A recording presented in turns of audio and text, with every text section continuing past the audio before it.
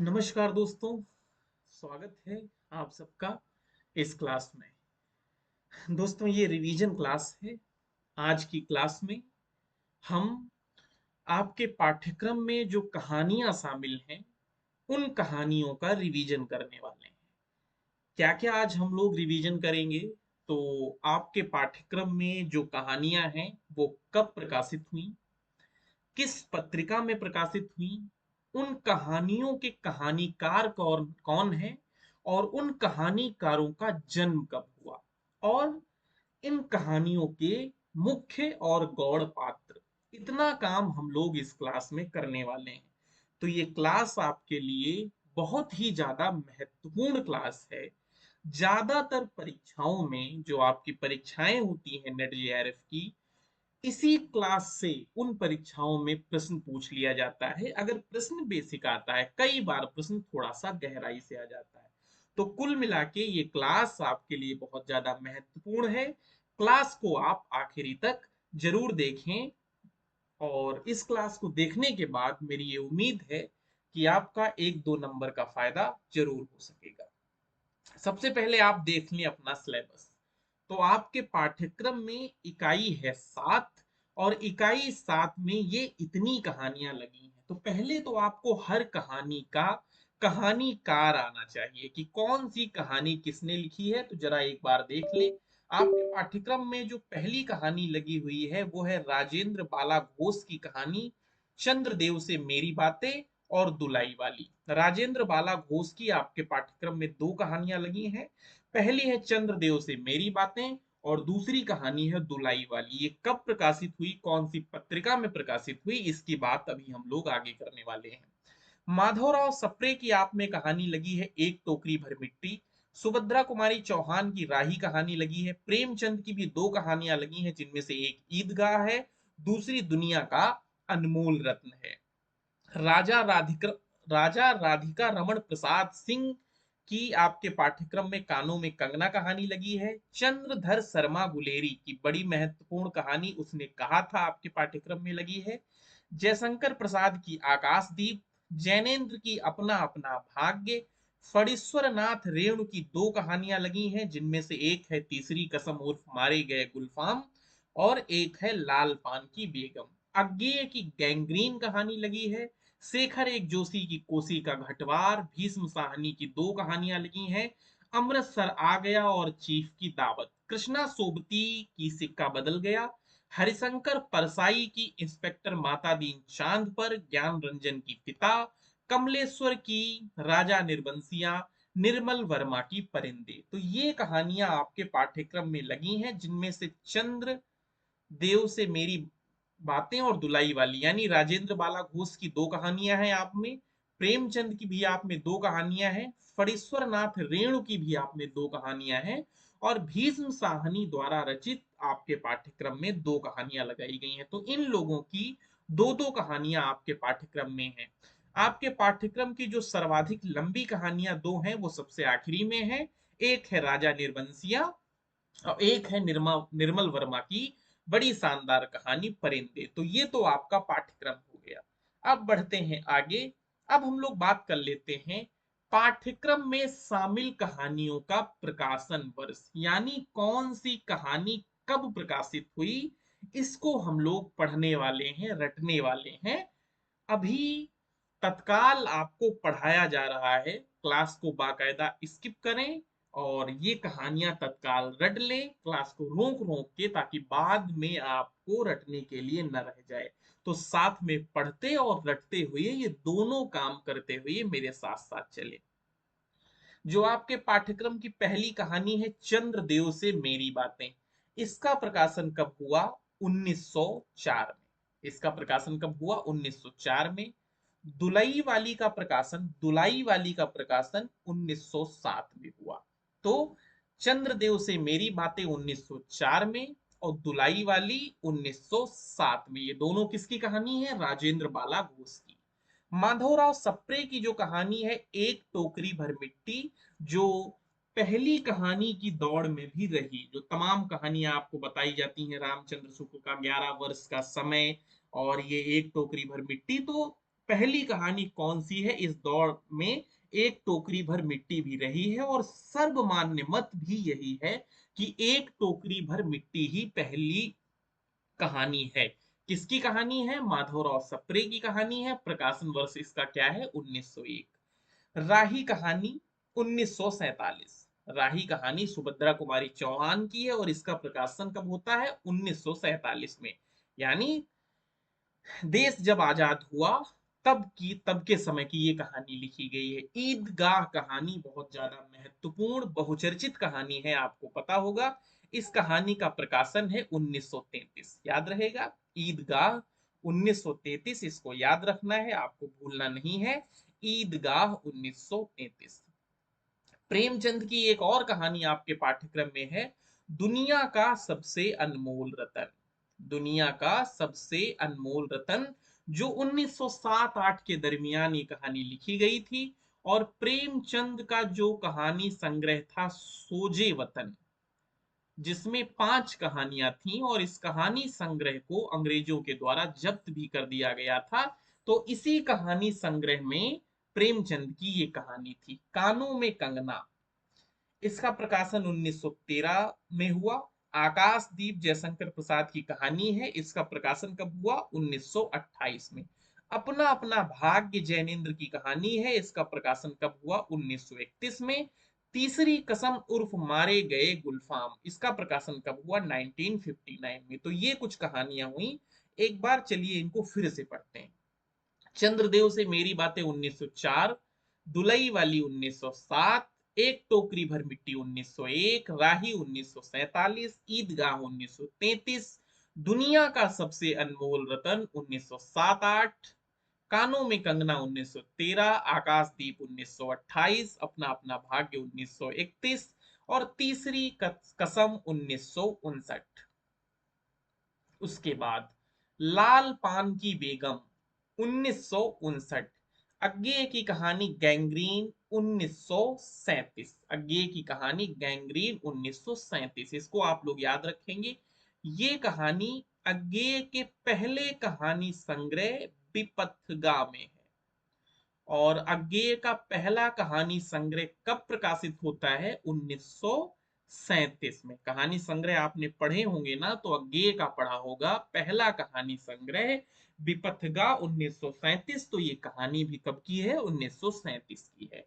कोसी का घटवार 1958, अमृतसर आ गया 1973, चीफ की दावत 1957, सिक्का बदल गया 1948, माता दीन चांद पर 1968, पिता 1965, राजा निर्बंसिया 1957, और परिंदे 1959।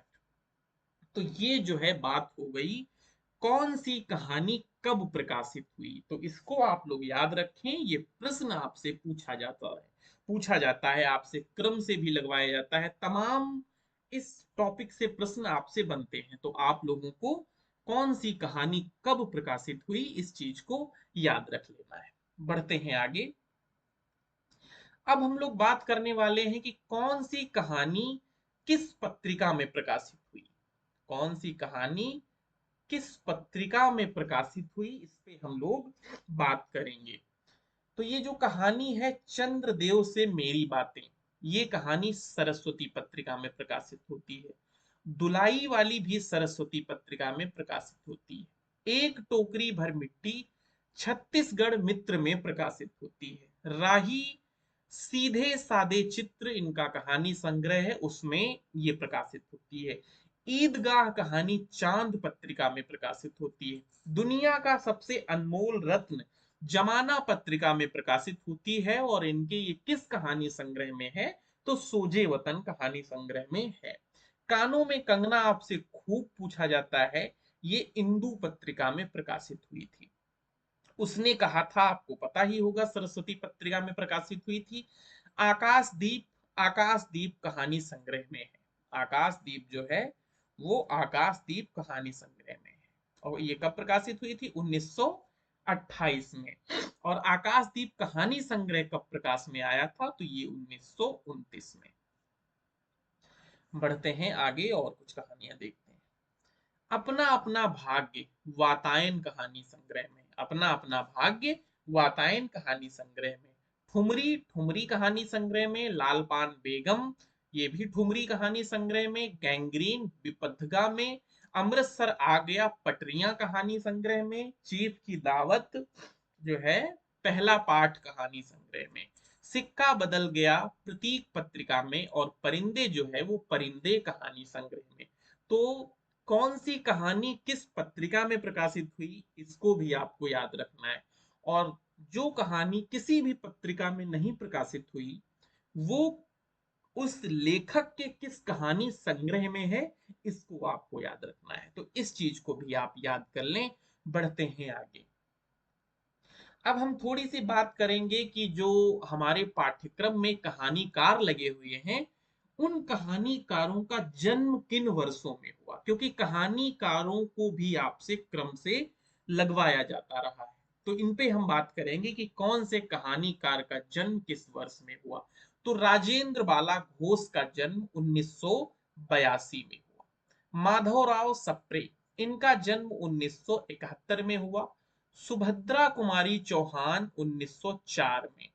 प्रेमचंद्र, आप सबको पता होगा, प्रेमचंद्र का जन्म 31 जुलाई 1980 लम्ही में हुआ। लम्ही कहां पे पड़ता है, बनारस में पड़ता है। राधिका रमण गुप्ता 1890। चंद्रधर शर्मा गुलेरी 1883। जयशंकर प्रसाद 1889। जैनेन्द्र कुमार 1905। जैनेन्द्र कुमार कब है, 1905 में। फणीश्वर नाथ रेणु 1921 में।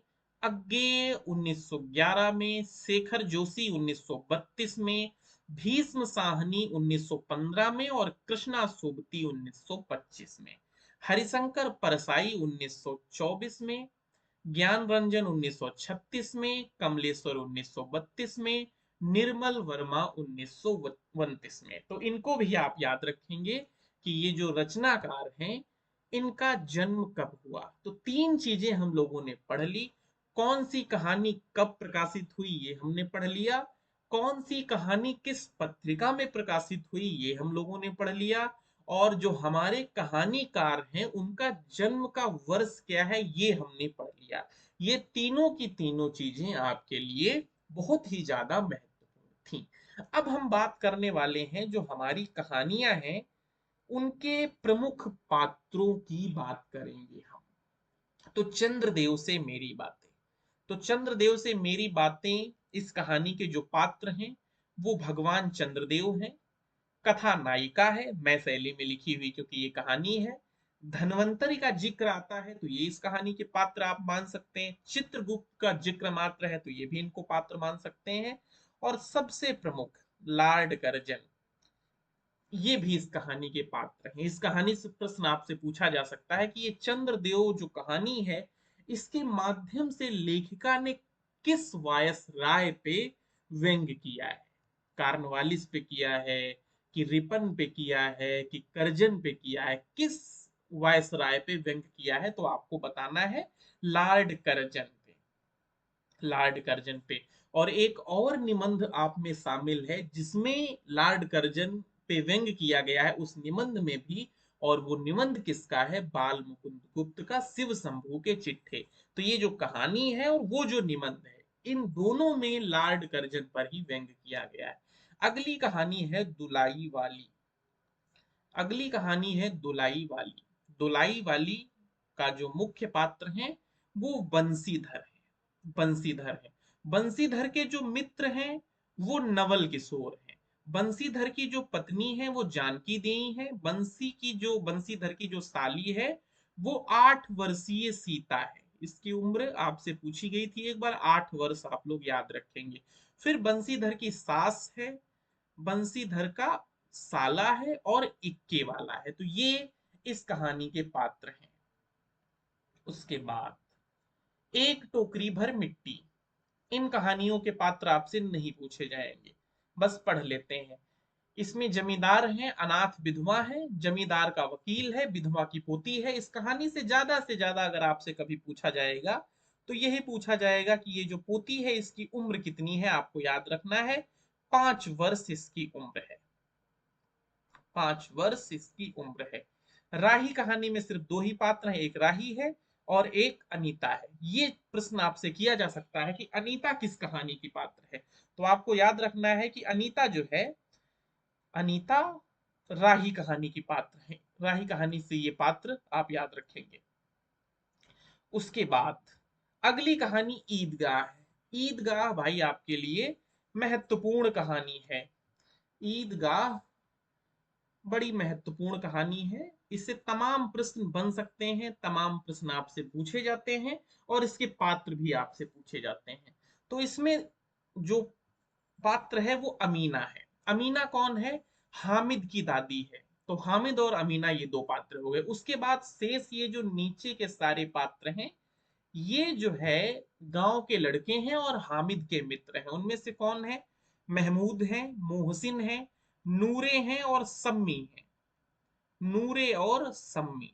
तो ये सारे पात्र आप याद रखेंगे, ये सारे के सारे पात्र आप याद रखेंगे। इनमें से आपको किसी पात्र को नहीं भूलना है। अमीना, हामिद, महमूद, मोहसिन, नूरे और सम्मी, ये इस कहानी के पात्र हैं। इस कहानी के कुछ गौड़ पात्र भी हैं जिनमें कायम अली है, आबिद है। आबिद कौन है? हामिद का पिता है। फहीमन है जिसके वहां अमीना यानी हामिद की दादी कपड़े सिलती है। और जुमराती, ये जो है इस कहानी के कुछ और पात्र हो गए। कानों में कंगना, इस कहानी के पात्र आपके लिए महत्वपूर्ण हो सकते हैं। इस कहानी में नरेंद्र है कथा नायक। नरेंद्र कौन है? कहानी का नायक। किरण कौन है? कथा नायिका। तो नरेंद्र और किरण को आप जरूर याद रखें। योगेश्वर कौन है? किरण के पिता। फिर किन्नरी है। जूही कौन है? नरेंद्र किरण के वहां काम करने वाली नौकरानी। मोहन कौन है? नरेंद्र का मित्र। तो इस कहानी के सारे पात्र इंपॉर्टेंट हैं, वो चाहे नरेंद्र हो, चाहे किरण हो, चाहे योगेश्वर हो, चाहे किन्नरी हो, जूही हो, मोहन हो। इसमें से जूही पात्र भी आपसे पूछा जा सकता है, क्योंकि जाहिर सी बात है जूही पे बहुत ज्यादा ध्यान नहीं जाता है, लेकिन जूही पात्र इसका इंपॉर्टेंट है।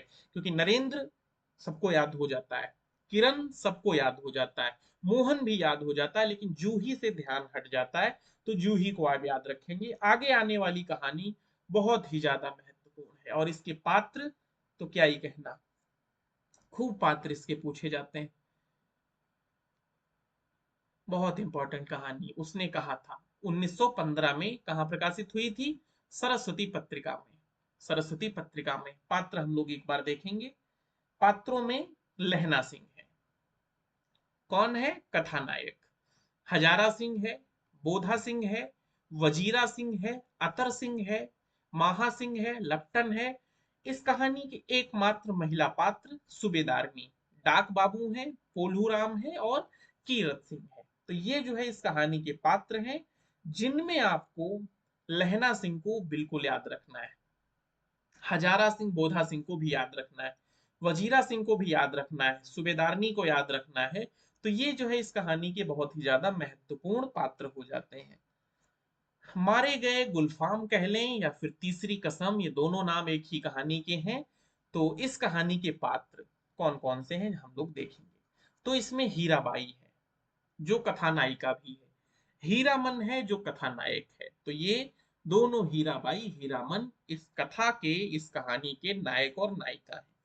पलटन दास भी इस कहानी का पात्र है, लाल मोहर भी इस कहानी का पात्र है, धुन्नी राम भी इस कहानी का पात्र है, मुनीम और लहसनवा भी इस कहानी के पात्र हैं। ये जो 3-4 पात्र हैं, इन पात्रों में से भी आपसे प्रश्न किया जाता है। तो ये जो हीरामन है ये सारे हीरामन के मित्र हैं। अगर आपने ये कहानी कभी पढ़ी होगी तो आपको पता होगा ये सारे गाड़ीवान हैं, यानी ये सारे गाड़ी चलाते हैं। पलटन दास, लाल मोहर, धुन्नी राम, मुनीम।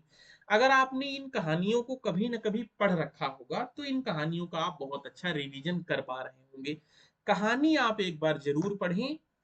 अब कहानी आपको कहाँ से पढ़नी है तो ये भी मैं आपको बता दूं कि सारी की सारी कहानियां पहली पंक्ति से लगा के आखिरी पंक्ति तक आपको पढ़ाई गई हैं, इसी चैनल पे पढ़ाई गई हैं।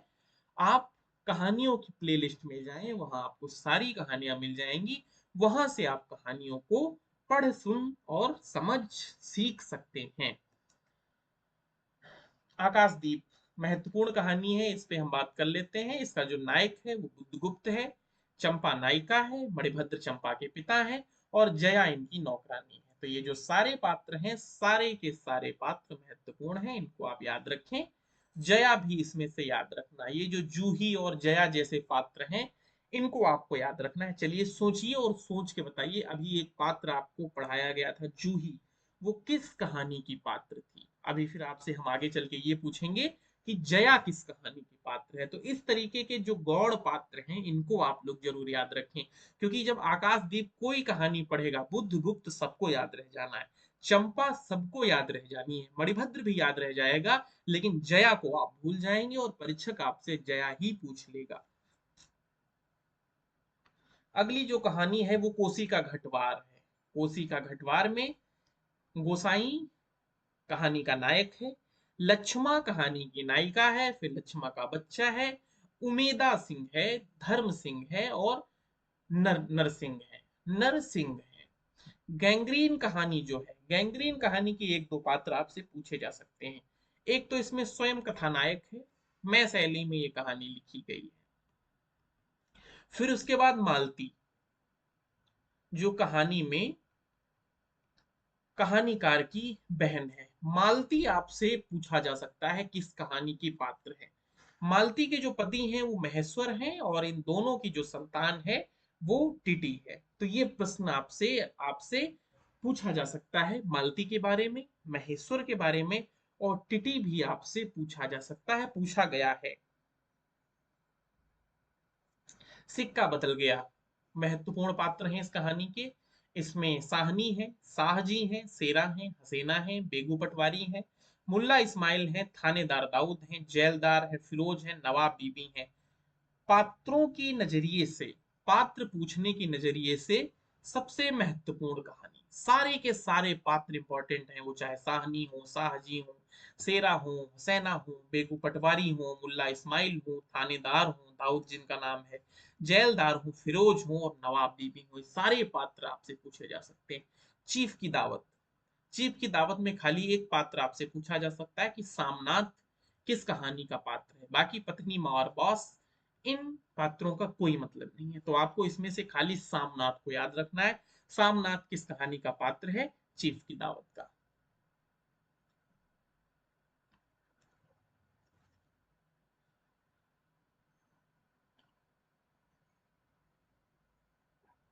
पिता कहानी, पिता कहानी में ज्यादा से ज्यादा अगर आपसे कोई पात्र पूछा जा सकता है, वो सुधीर पूछा जा सकता है। इसके अलावा आपसे कोई नहीं पूछा जाएगा। ना पूछा जाएगा सुधीर की पत्नी, ना रहमान दर्जी, ना पिता। खाली एक पात्र आपसे पूछा जाएगा, वो है सुधीर। इंस्पेक्टर माता दीन चांद पे इसके कुछ पात्र महत्वपूर्ण हैं, जिनमें माता दीन तो स्वयं है ही, अब्दुल गफूर जो थाने का मुंशी है, बलभद्र है और राम से जीवन है। ये पात्र आपसे पूछे जा सकते हैं। उसके बाद बड़ी महत्वपूर्ण कहानी, परिंदे। परिंदे, परिंदे कहानी के पात्र देख लेते हैं। परिंदे कहानी के कौन से पात्र हैं? लतिका। कौन है लतिका? कहानी की केंद्रीय पात्र है, छात्रावास की वार्डन है। मेजर गिरीश नेगी। कौन है मेजर गिरीश नेगी? लतिका के पूर्व प्रेमी, जो कुमाऊं रेजिमेंट में कैप्टन थे, अब वह इस दुनिया में नहीं है, यानी गुजर चुके हैं, मर चुके हैं। सुधा और जूली, ये जो दो लड़कियां हैं, वो छात्रावास की छात्राएं हैं। करीमुद्दीन, करीमुद्दीन कौन है?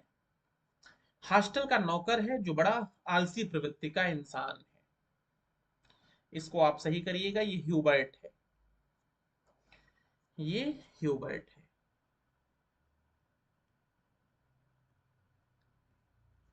ह्यूबर्ट, कौन है ह्यूबर्ट? लतिका को पसंद करता है, स्कूल में संगीत का शिक्षक है। उसके बाद डॉक्टर मुखर्जी हैं, और डॉक्टर मुखर्जी ये लतिका को समय समय पर मार्गदर्शन करते रहते हैं। आधे वर्मी है, यानी ये वर्मा के रहने वाले थे, उसके बाद भारत में बस गए थे, वर्मा जाने की बातें किया करते हैं। उसके बाद मिसुड है। मिसुड कौन है? स्कूल की प्रिंसिपल। ये जो है स्कूल की प्रिंसिपल है। ये भी बड़ी महत्वपूर्ण कहानी है और इसके पात्र भी महत्वपूर्ण हैं। वो चाहे लतिका हो, चाहे मेजर ग्रीस नेगी हो, चाहे सुधा और जूली हो, चाहे करीमुद्दीन हो, चाहे डॉक्टर ह्यूबर्ट हो, डॉक्टर मुखर्जी हो और मिस वुड हो, ये सारे पात्र महत्वपूर्ण हो जाते हैं। अंतिम कहानी जो है वो है राजा निर्बंसिया की कहानी। राजा निर्बंसिया ये कहानी है, और आगे लिखा हुआ है कहानी के पात्र। कहानी के पात्र उसमें जगपति है जो कथानायक है, जो चंदा का पति है। चंदा है जगपति की पत्नी, दयाराम जगपति का रिश्तेदार, बच्चन सिंह गांव के अस्पताल का कंपाउंडर, राजा निर्बंसिया है और उनकी रानी है भटियारिन। राजा निर्बंसिया की रानी ही भटियारिन बनकर राजा निर्बंसिया से मिलने जाती है। इसमें से क्या क्या आपको याद रखना है? जगपति को आपको याद रखना है। आपसे पूछा जा सकता है कि जगपति किस कहानी का पात्र है। चंदा को आपको बिल्कुल याद रखना है, दयाराम को भी याद रखना है, बच्चन सिंह को भी आपको याद रखना है। तो ये इस कहानी के महत्वपूर्ण पात्र थे। तो ये जो है कहानियों की रिवीजन क्लास थी। हमने कहानियों का थोड़ा बहुत रिवीजन किया। हो सकता है रिवीजन क्लास में एक और क्लास आपके लिए बनाई जाए। फिलहाल इस क्लास में इतना ही। उम्मीद करते हैं कि ये क्लास आपके लिए महत्वपूर्ण हुई हो रही होगी, सहायक सिद्ध होगी। अगर क्लास आपको पसंद आई हो तो चैनल क्लास को लाइक